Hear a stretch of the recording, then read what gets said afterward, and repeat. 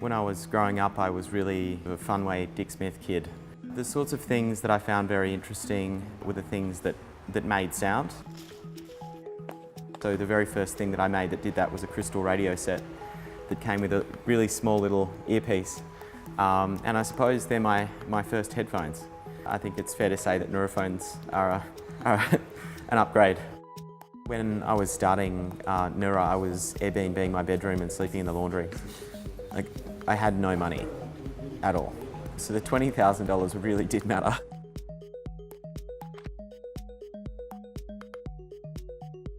The very first prototype was like this big. From that unit, we made it smaller, and then we made it bigger, and then we made it smaller, probably a dozen iterations.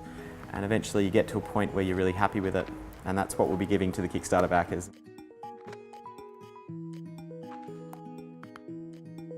The future of Nura is a really bright one. We have developed a very innovative product, and we're not going to just stop there. Nura's mission is to provide the perfect sound in any place for every person. What we're really trying to do is to make sure that people can experience all the hard work that's put into music and its creation and get as much out of it as possible. Because fundamentally we believe that music is an incredibly important thing in the world, and as engineers we just want to make that experience better. We're kind of like the people that deliver the music from the artist to the listener.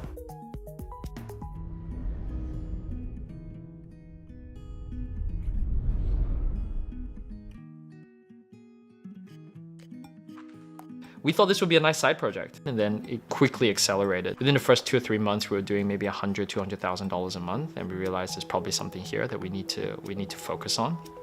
We're as much a furniture business as we are a technology software business. We go incredibly deep into the value chain, the supply chain of making the products. I mean, we've got people on the ground with our makers across China, India, Vietnam, Europe, Israel. We launch products faster than anybody else on the market and at a better quality. A typical retailer will launch 3 to 4 new products every 6 months. We launch up to 30 new collections a week.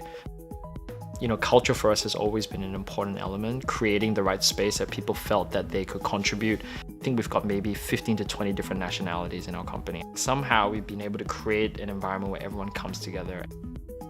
In July 2015, we raised a Series A from Airtree Ventures, $2 million that they invested in us. And Craig Blair, who's a managing partner, joined our board, and we've continued growing since then. We're growing on average 200% year on year. The team is about 70 plus across Melbourne, where we've got a headquarters. We've got a 10,000 square meter warehouse in Truganina.